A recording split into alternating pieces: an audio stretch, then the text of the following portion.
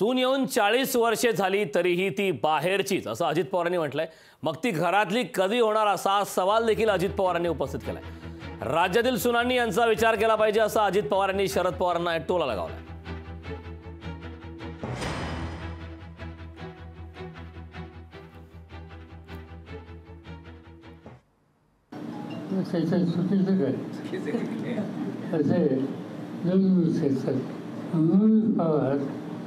आणि बाहेरच आलेला पगार